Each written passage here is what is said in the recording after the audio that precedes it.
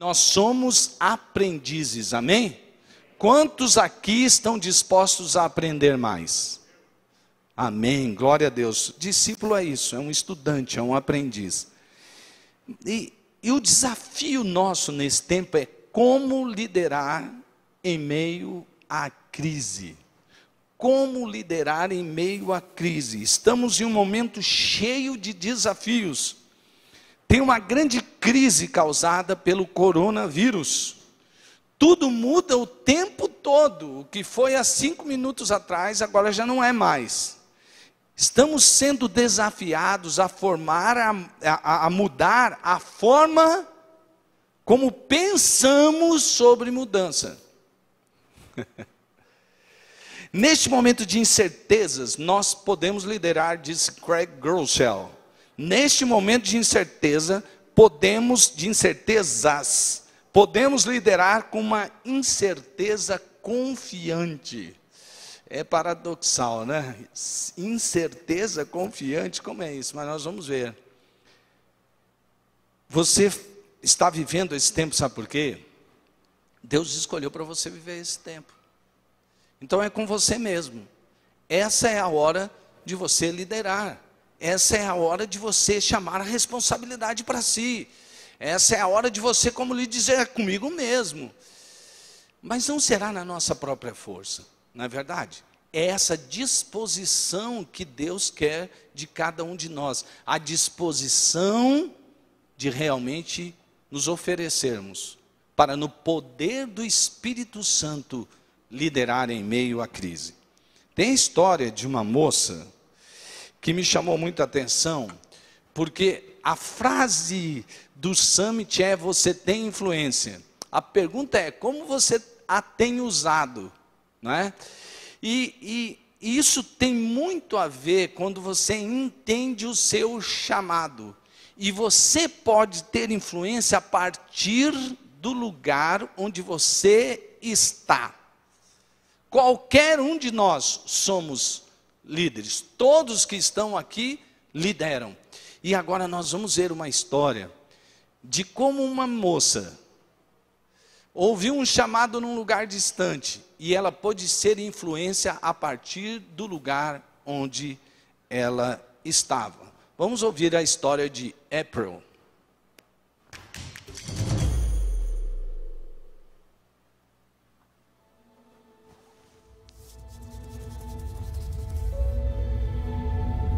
Eu penso em uma mulher que conheci numa fábrica do Haiti e em suas mãos emaranhadas em fios coloridos. Suas habilidades sendo usadas para fazer roupas para alguma outra pessoa e a mente concentrada em orar pela sua família. Eu penso em conhecer essa mulher e sinto uma conexão com a minha própria história.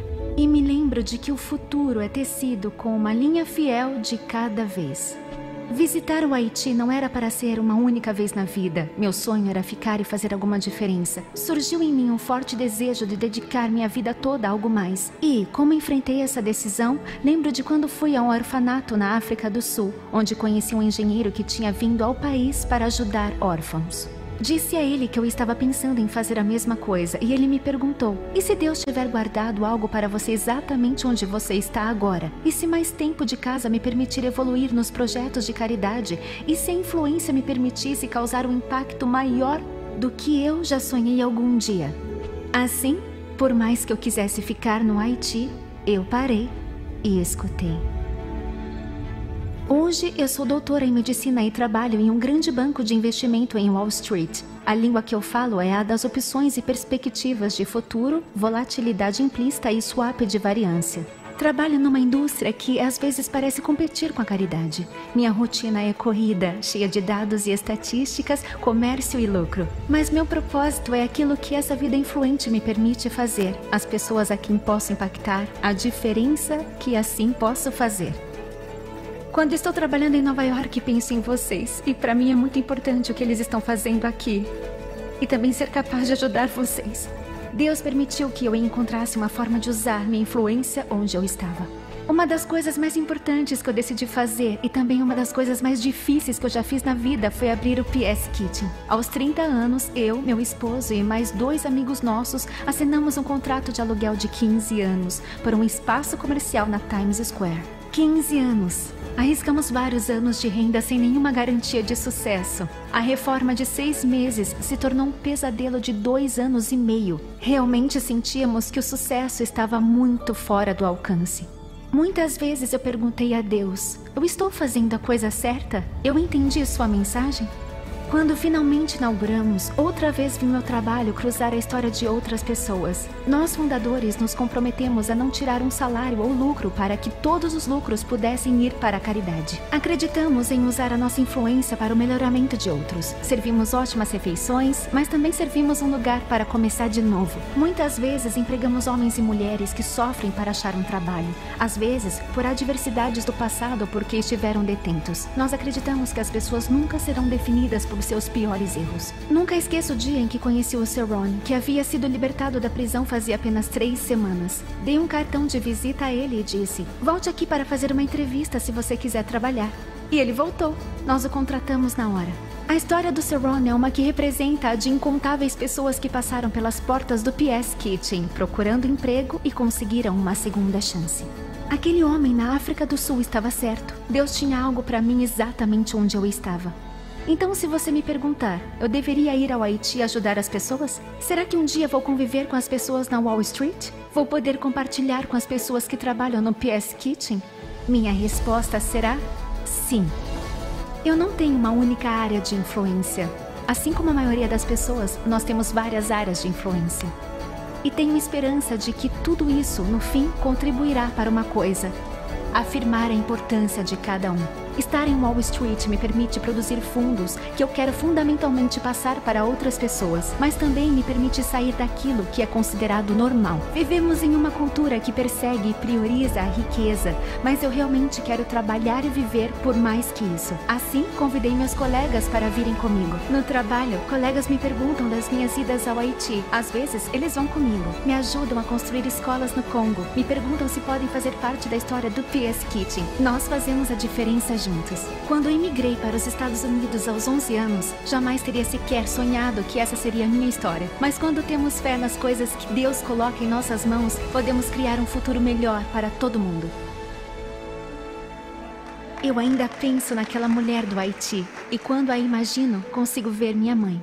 Ela começou a trabalhar com 11 anos de idade e ficou naquela fábrica com suas mãos emaranhadas em fios coloridos, fazendo roupas para outra pessoa vestir e orando pela nossa família. E quando penso na minha própria vida e nas pessoas para quem eu usaria minha influência para impactar, eu me lembro: quando usamos o que foi tecido por outra pessoa, podemos assim afirmar a importância.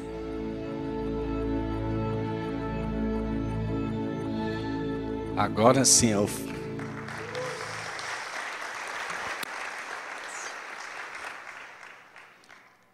Do lugar onde você está, a partir de agora, você pode fazer algo que pode transformar cenários, realidades inteiras. Você tem influência e o poder do Espírito Santo vai abençoar você nesse seu chamado. Nossa liderança em meio à crise. Não dá. Eu tento, como disseram, vamos fazer o pastor Leandro disse que eu vou tentar fazer um resumão. Impossível fazer um resumão do Summit, é impossível. Eu vou simplesmente dar umas pinceladas a respeito das coisas que Deus falou comigo através do Summit. Mas você tem oportunidade ainda de fazer o Summit online no dia 20 de março. É só você acessar envisionar.com, e você vai poder se inscrever para o Summit Online. Dia 20 de março é diferente do presencial, é um dia apenas, menos palestras, com menos facilitações, mas com certeza vai abençoar muito a sua vida, né? Porque aquele lá sim é um resumão. Bom, como nós devemos, que Deus falou comigo a respeito de como liderar em meio à crise. Primeiramente, algo que falou forte comigo é a respeito do porquê. Devemos liderar em meio à crise, assim como em qualquer outro momento, baseado no porquê.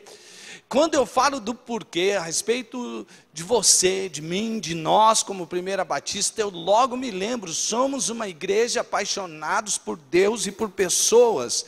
E nós não tiramos isso de uma ideia, de alguma coisa assim que, uau, olha que insight, não. Foi baseado em Mateus 22, 36 a 40, quando Jesus disse o que era quando alguém lhe perguntou qual era o mais importante, ou qual era o maior dos mandamentos, e Jesus disse que nós devemos amar a Deus acima de tudo, de todos, com toda a nossa força cognitiva, psicológica, espiritual, com todo o nosso ser. Nós devemos amar a Deus, Ele tem que estar em primeiro lugar na nossa vida. E um mandamento semelhante a este é que nos amemos uns aos outros, assim como Ele nos amou, como disse lá João no capítulo 15, verso 12, que um novo mandamento vos dou, que vos ameis uns aos outros, assim como eu vos amei. Ou como João diz, que nos amemos uns aos outros, assim como Ele nos amou. João 15, 12. Então nós precisamos fazer isso com toda a força do nosso coração. Esse é o nosso porquê. Craig Groeschel, em uma das suas palestras sobre como liderar durante o mergulho, ele disse que o nosso porquê, ele afeta 3 grupos principalmente. O dos críticos, aqueles que criticam o seu porquê, ou o que você está fazendo. Aqueles que são meros espectadores, vão dizer, vamos ver o que ele está fazendo, vamos ver o que vai virar. E aqueles que são defensores da visão. O que o nosso porquê, quando é bem determinado, e você diz, esse é o meu porquê, isso é porque eu vivo para fazer a vontade de Deus. E Ele disse que o maior dos mandamentos é esse, e eu vou viver para isso. Então, você está cumprindo o seu porquê. E o que esse porquê faz com esses 3 grupos de pessoas? Nosso porquê desarma os críticos, educa os espectadores e dá força aos defensores. Nosso porquê desarma os críticos, educa os espectadores e dá força aos defensores. Sabe, o nosso porquê muitas vezes vai nos levar a desfazer promessas. Eu não estou falando em descumprir promessas. Craig Groeschel falou isso e muita gente saiu daqui impactado com essa palavra, que é verdade. Eu não sei se o pastor Gil se lembra, uma vez nós dois estávamos conversando sobre culto na internet. E aí a gente conversou, não vamos pôr o culto no YouTube ao vivo. Você lembra disso? Porque senão vai ser um estímulo para a pessoa ficar na casa dele. Então, nós vamos permanecer firmes. Só vamos colocar o culto no YouTube depois que ele tiver acontecido ao vivo, presencialmente. E aí, podemos cumprir essa promessa agora? Claro que não, os tempos mudam, você também precisa mudar, nós precisamos mudar o nosso jeito de fazer as coisas. Você ainda está resistente às salas virtuais? Uma grande crise nos atingiu.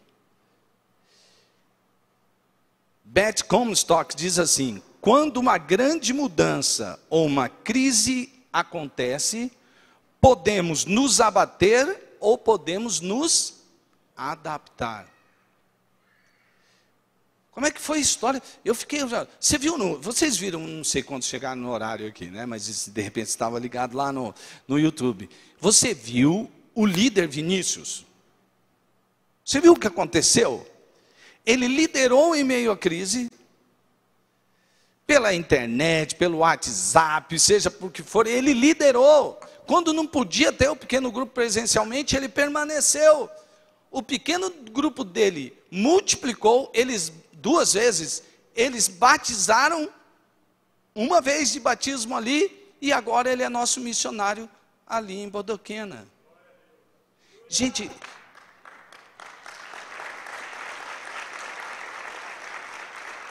sabe o que é? Eu gosto das histórias, porque as histórias exemplificam bem o que é uma teoria, que muitas vezes não é teoria, é algo que alguém viu na história e escreveu alguma teoria.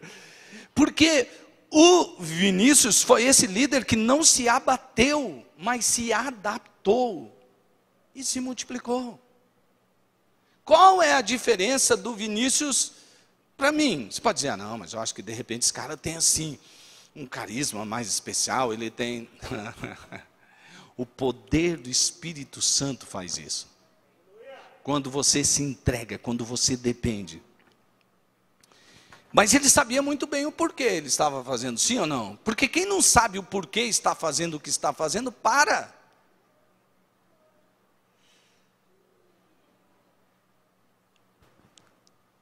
Olha, meu irmão, não resista às mudanças, se adapte por causa do seu porquê.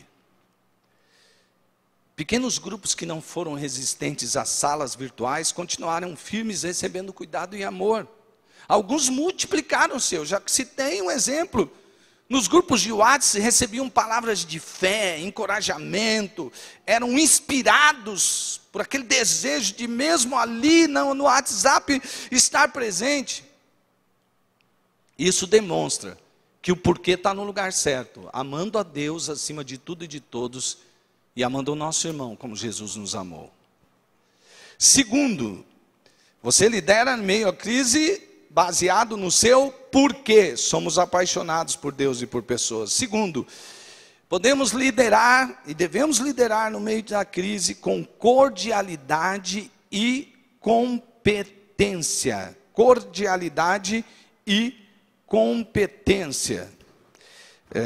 Vanessa Van Edwards, ela deu uma palestra no Summit, que ela disse que uma pesquisa demonstrou que quem lidera é visto como líder por causa principalmente dessas duas coisas, cordialidade e competência. A palavra de Deus nos diz em Provérbios 15:4, o falar amável é a árvore de vida, mas o falar enganoso esmaga o espírito. Seja, agora Filipenses 4:5, seja a amabilidade de vocês conhecida por todos, perto está o Senhor. Quando eu lembro de amabilidade, eu lembro de cordialidade. Quando eu lembro de que o falar as coisas corretas, e quando sai da minha boca palavras que edificam, eu lembro de que, além de cordial, eu estou sendo efetivo no que diz respeito a incentivar, a encorajar, a inspirar. Vanessa mostrou uma pesquisa da neurociência a respeito da importância das palavras. As palavras, elas ativam o seu cérebro para pensar coisas e para fazer coisas incríveis. Contei já aqui, agora vou dar o percentual correto, mas continua sendo a maioria. Foi colocado uma sala escura, algumas pessoas, e lhe deram um iogurte de chocolate, mas a pessoa disse no ouvido assim, olha, quero que você experimente e veja como este iogurte de morango. A informação era iogurte de morango, na voz, na palavra. 59% de pessoas dentro daquela sala acreditaram que era iogurte de morango, apesar de terem comido iogurte de chocolate. Tiago diz que a nossa palavra tem um poder enorme, tanto é que quem dominar a sua própria língua realizou uma missão impossível, porque as nossas palavras têm o poder de abençoar e de amaldiçoar. Como a gente usa essas palavras? Com cordialidade. Nós usamos as nossas palavras com competência. Ela falou também sobre os gestos. Amados irmãos, como isso é importante para você que é um líder de PGM, né? Porque tem gente que você fala com ele, você tem que falar diferente e tal. Esse é o meu jeito. Falei assim desde sempre e vou continuar falando assim.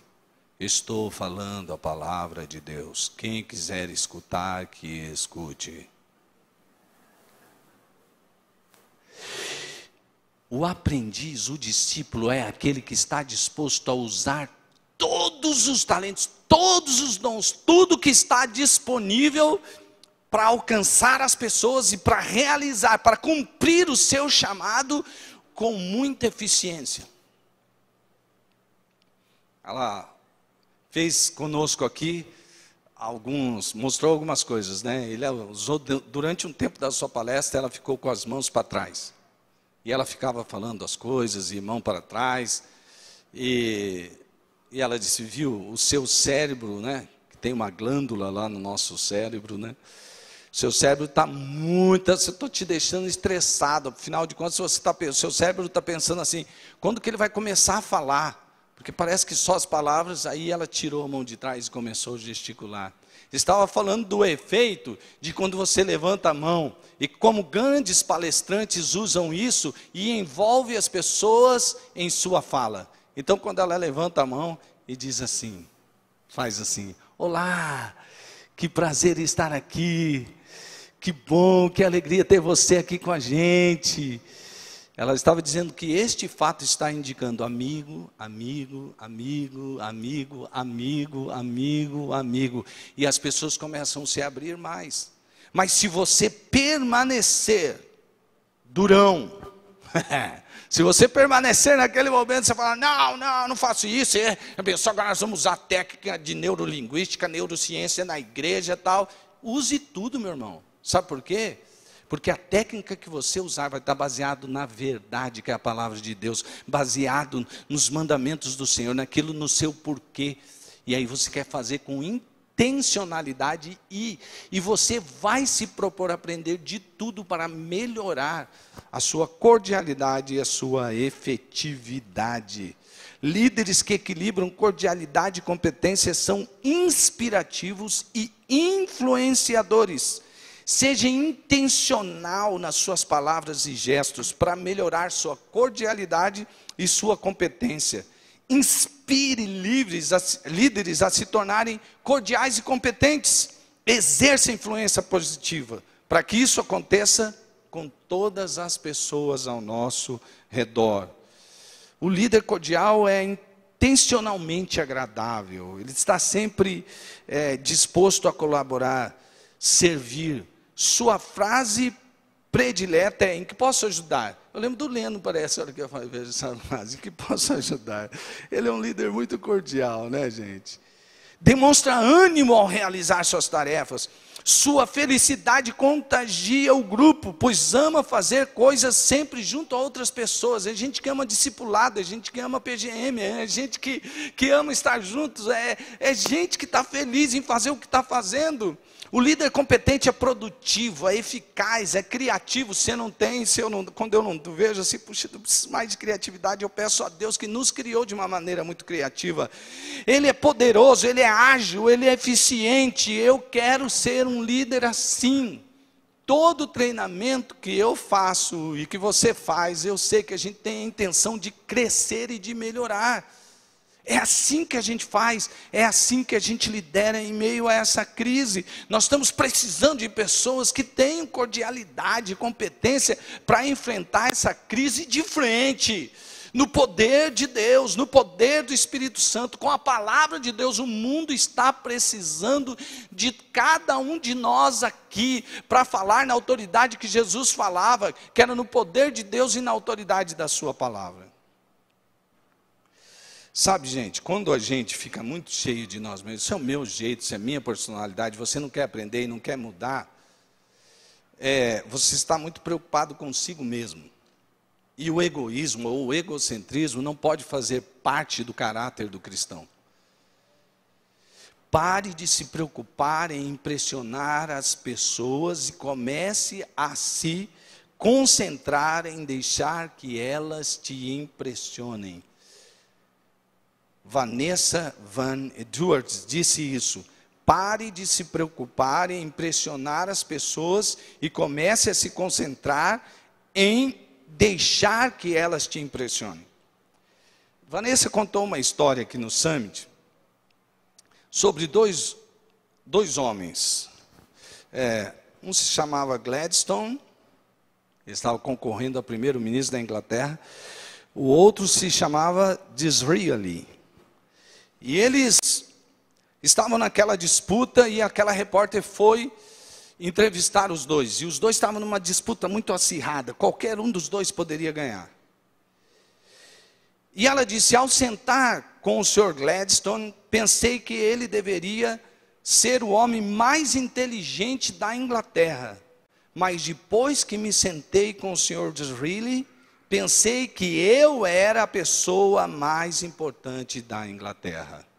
Quando alguém senta do seu lado, meu caro líder, e você conversa com ele te acha super inteligente, super envolvente, que você é o cara, ou ele sai de lá pensando assim: puxa, depois dessa conversa, meu Deus, nem eu sabia que eu era desse jeito.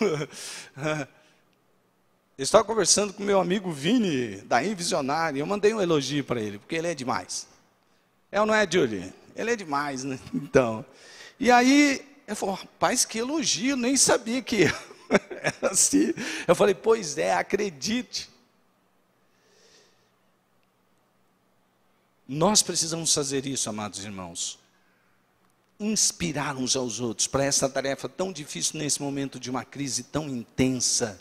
Seja alguém que mostre às pessoas quão importante elas são, quão impressionantes elas são. Terceiro, além de liderar baseado no porquê, com cordialidade e competência, nós devemos liderar com integridade. No momento de crise, meus irmãos,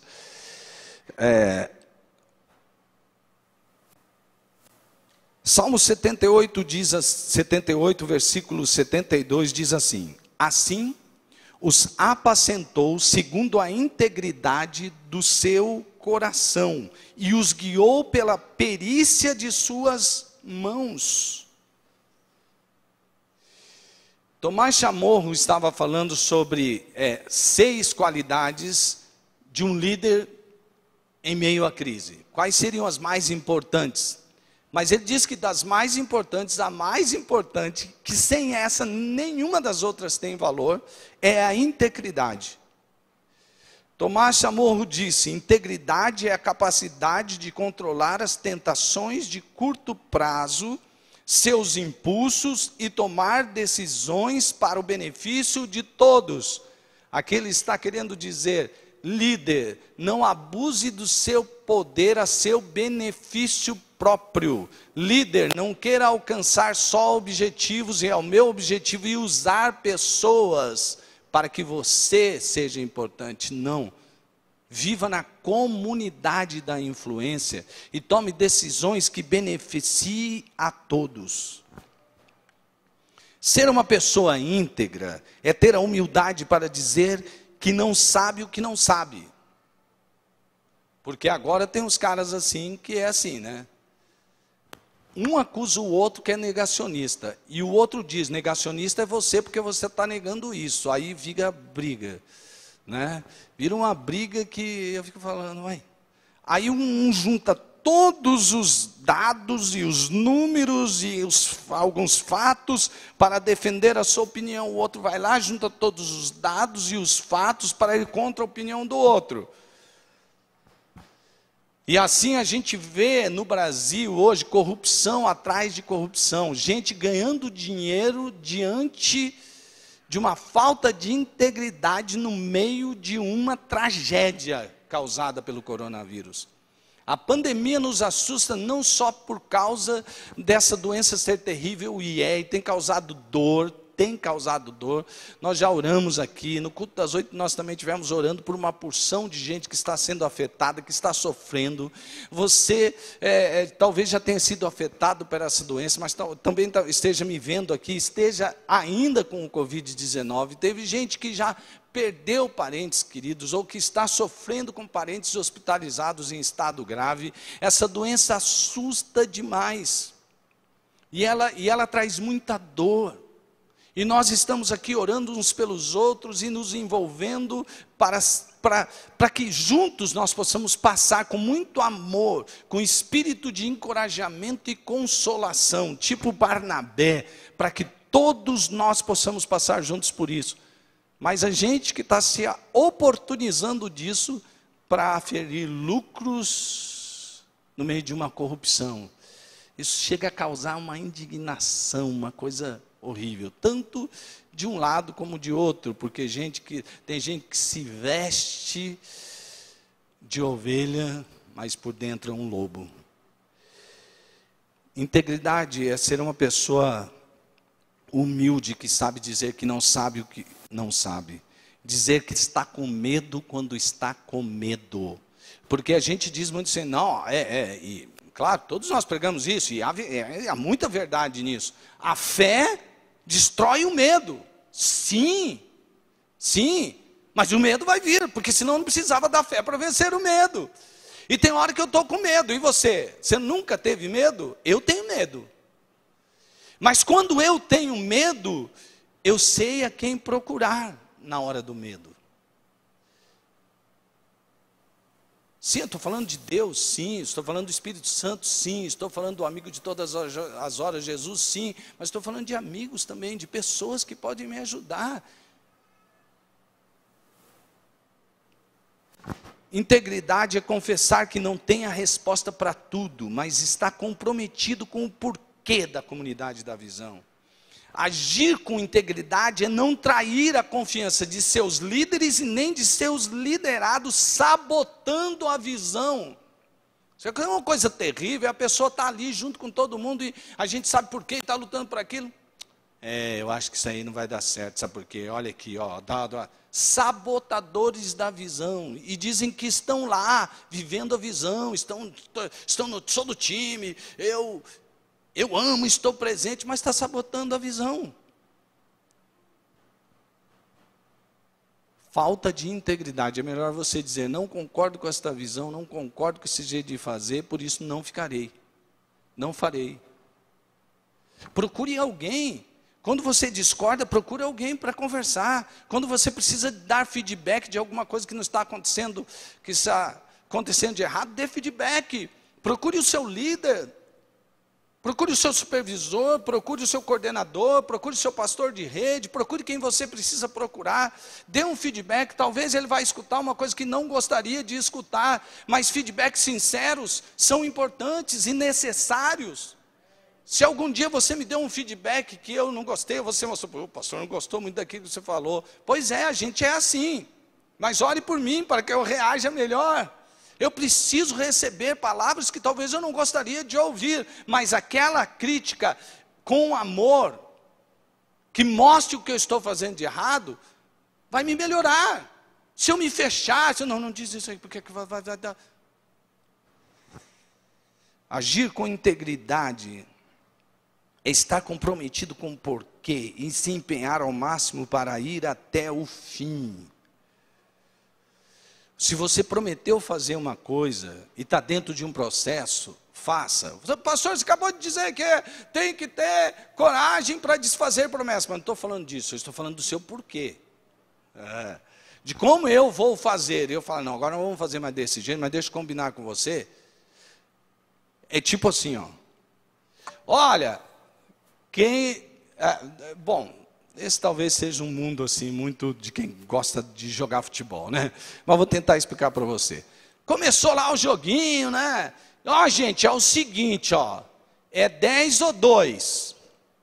10 minutos ou 2 gols. Se o outro time fizer 2 gols, o outro que perdeu sai fora. Na esperança que vai dar 3 times. Mas aí os outros do terceiro time não chegam, e o time faz 2 gols. Perdeu, ganhou. E aí? Acabou o jogo? Não, vamos começar outra partida. Como que a gente vai fazer? Você reúne todas as pessoas e dizem, nós combinamos isso, mas diante dessa situação não dá mais para fazer isso. Nós sabemos por que a gente veio aqui. A gente veio aqui para jogar futebol. Para que o jogo continue, vamos dar os 10 minutos completos. De repente, chegam outros parceiros, a gente joga.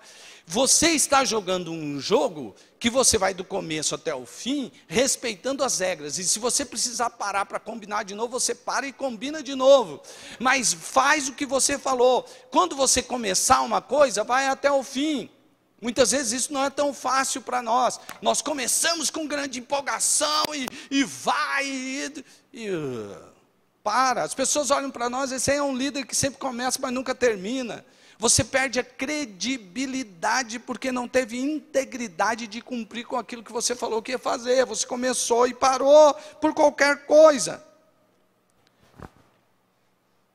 E vou dizer uma coisa para você, tem líderes, eu conheço alguns líderes que fazem isso e são líderes muito talentosos. E logo eles com seu talento começam a influenciar.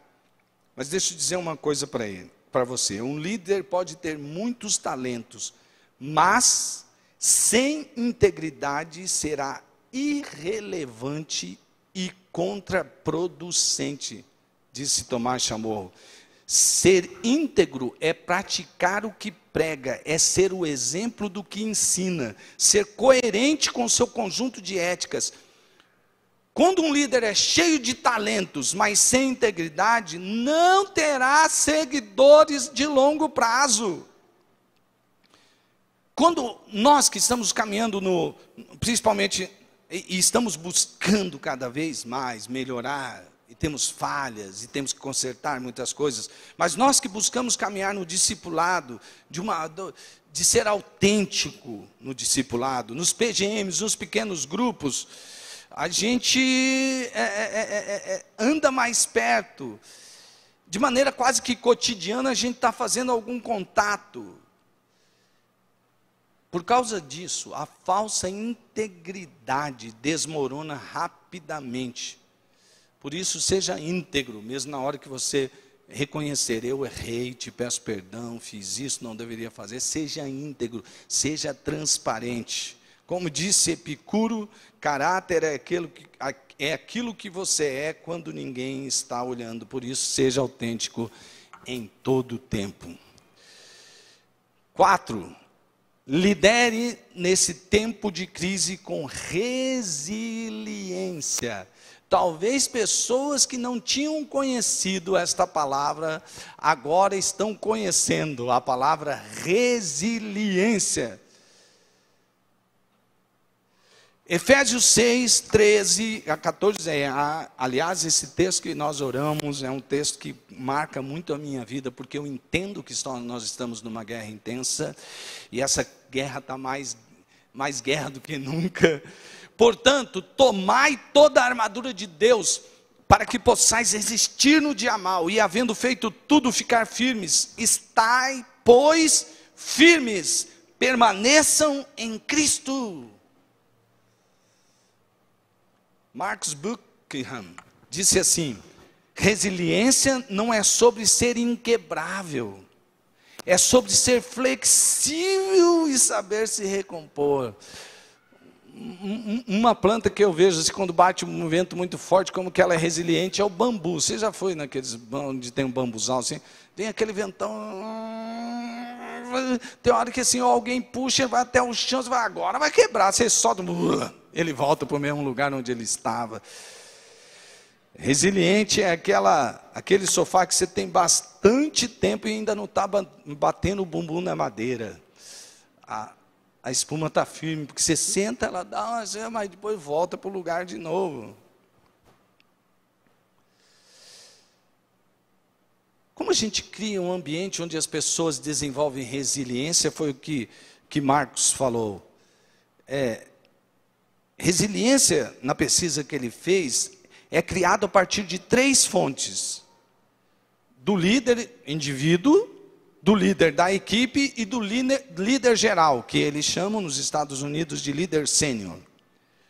O líder maior tem que demonstrar uma visão clara sobre o que está por vir, baseado no seu porquê. O líder maior tem que ser aquele que a gente olha e diz assim: posso confiar que ele fará o que prometeu fazer. É o pastor Gilson? Quem falou isso? É ele. Eu ia falar isso, mas ele falou primeiro. É o pastor Gilson. Nós podemos confiar. O líder ali intermediário, ou coordenador, ou supervisor, né? Está ali junto com o seu pastor de rede, e ele tem segurança psicológica para dar feedbacks, para dizer como podemos melhorar. Eles são amigos. Eles confiam uns nos outros e estão encorajados a se arriscar, sem medo de repressões e exposições vexatórias.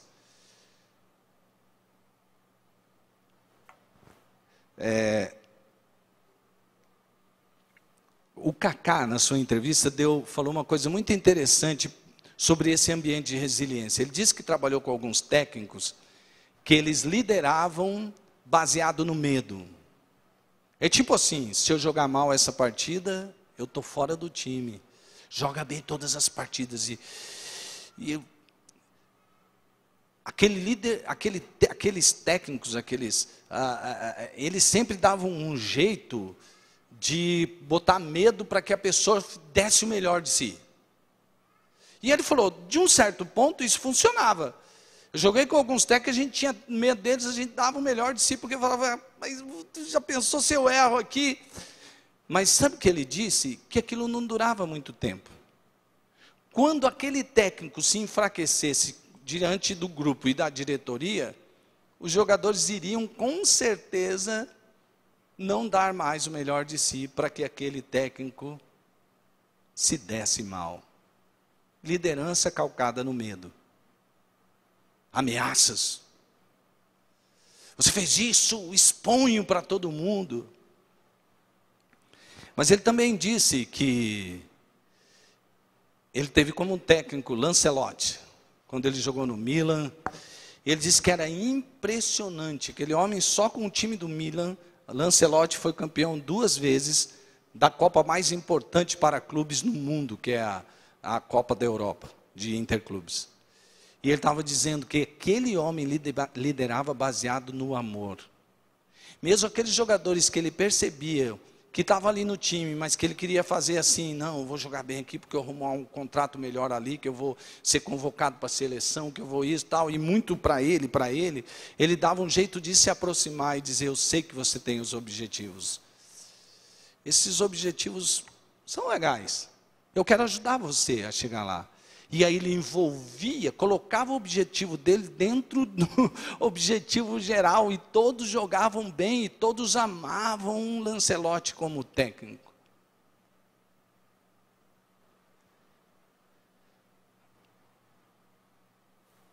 Isso gera resiliência nas pessoas. Mesmo quando passarem por os momentos difíceis, ele disse assim, o Kaká disse assim, sabe aquele jogo que está difícil, que você fala, não vai dar, mas você olha para o banco assim, você diz assim, né, ele disse uma coisa desse tipo, eu vou fazer isso por ele, eu vou fazer isso por ele, dá vontade. A resiliência é assim, criada num ambiente de confiança, de que estamos todos aqui juntos, e quando você quebrar, e quando você vai cair, eu também serei a mão estendida para te levantar, para te dizer, vamos lá. Porque nós não temos que lutar contra a carne, contra o sangue, mas contra principados e potestades e dominadores do mundo do mal. Portanto, tomai toda a armadura de Deus para que possais resistir no dia mau. Os dias são maus. E havendo feito tudo, fiquem firmes. Não desistam, não parem, façam o que vocês têm de fazer, liderem. Porque líderes, quando lideram, eles transformam. E por fim, lidere com esperança. O texto em Romanos 15:13 diz assim, ora, o Deus de esperança vos enche de todo gozo e paz em crença, para que abundeis em esperança pela virtude do Espírito Santo. A esperança é algo que você visualiza para o futuro, mas que constrói a partir do presente. Ela é cultivada, presta atenção nisso. Disse Danielle Strickland, a esperança é cultivada no solo da gratidão. E a esperança é contagiosa quando ela é compartilhada. A esperança tem o poder de nos mover e liderar mesmo quando as circunstâncias são extremamente difíceis e tudo fica muito incerto. Eu vi o testemunho do Alex. Conhece o Alex, Lennon? O Alex me disse que ele foi acometido pelo Covid. E ele estava lá num lugar, no hospital, e tinha uma televisão. E ele não estava se sentindo muito bem. Estava mal da respiração, tinha febre e tudo mais. E ele ficou olhando o jornal. Números do Covid, o contágio tem aumentado para tanto, óbitos tanto, tal. Sabe o que ele pensou? Eu serei o próximo. Porque está se alimentando de quê, né? Naquele momento, ele disse, não, para. Eu não vou ouvir o que está dizendo na televisão. Ele ajoelhou, ele é doidão no gesto dele, ali no lugar mesmo onde ele estava. Ele ajoelhou e orou a Deus e disse que aquele Covid não poderia determinar o que aconteceria com ele, mas Deus sim. E ele teve esperança, teve muita esperança. Mas sabe de uma coisa? Viria o outro dia. Eu não tive Covid, se Deus quiser, não terei, em nome de Jesus, né? Espero que você, quem não teve, não tenha também. E que você que já teve e sarou, que você não tenha mais nenhum tipo de comorbidade, de sequelas, em nome de Jesus. Sabe, mas a gente precisa do dia a dia, não é? Esperança é para hoje, é para amanhã, é para todo dia. Sabe que ele me disse que fortalecia ele todos os dias no hospital? Que todo dia, quando ele pegava o celular de manhã, tinha uma oração do pastor Leno por ele. Ele se encheu de esperança e passou todos aqueles dias esperançoso, porque ele tinha alguém e ele sabia que tinha muitas pessoas orando por eles. Também tive a oportunidade de fazer isso, mas o Leno foi mais intenso e regular. Gente, quando nós temos convicção de origem, sabemos que nós viemos de Deus e que a vida não acaba aqui. Quando você tem consciência de que eu fui criado à imagem e semelhança de Deus, Deus sonhou comigo desde antes da fundação do mundo, Ele me escolheu, eu tenho uma identidade, eu sou filho de Deus, eu tenho um propósito, minha vida não existe por nada, eu sei porque eu estou aqui na terra, e eu quero cumprir com esse meu porquê aqui na terra. Quando você está liderando com esperança, você sabe qual é o seu destino, a vida não para aqui, você não vai ficar aqui só, depois que você morrer, você tem a glória de Deus, você tem a presença de Deus para viver para sempre. Quando você vive assim, você tem esperança e leva outros a cultivarem a esperança. Use suas palavras e gestos com a intenção de inspirar vidas. Precisamos aceitar nossa vulnerabilidade e quando recebemos feedbacks sinceros, escutar aquilo que talvez não gostaríamos de ouvir e nos corrigir e assim nos tornarmos melhores sem perder a esperança. Nós não estamos num tempo, como disse T.D. Jakes, um tempo migratório, e é necessário entender que precisamos mudar e ajudar pessoas a mudarem também. Precisamos entender os diferentes nesse tempo tão diferente. A empatia nesse tempo é algo muito necessário. Você se colocar no sapato do outro. Vamos usar o nosso tempo com aquilo que realmente importa, aquilo que tem significância. Vamos viver no ritmo da graça, não da culpa, que eu me mato porque eu quero ser um líder super-herói, como disse Michael Todd. Nós precisamos viver no ritmo da graça. Ele deu um testemunho de que ele era um pastor, que ele não tinha tempo para nada, ele estava se matando, tinha 300 pessoas. Um dia o Espírito Santo falou para ele: para desse ritmo frenético, viva no meu ritmo, no ritmo da graça. Ele parou tudo, e depois disso ele tinha 300 pessoas. Hoje ele tem milhares de pessoas na sua igreja. Ele nunca deixou do ritmo da graça, porque a igreja cresceu demais, continuou no ritmo da graça. E se você vê o prédio que ele tem ali, as coisas como as pessoas chegaram, porque ele entendeu que eles precisavam viver no ritmo da graça, e ele pode ajudar muitas e muitas pessoas vivendo no ritmo da graça. Você é um líder, você tem influência, use-a para a glória de Deus, para que pessoas conheçam a Jesus e seu amor. Use a sua influência para edificar o seu irmão. Nós podemos usar nossa influência para mudar o mundo, então vamos cumprir a nossa missão. Não é uma pandemia que vai nos parar. A igreja de Jesus desculpe se não existe isso, mas a igreja de Jesus é imparável.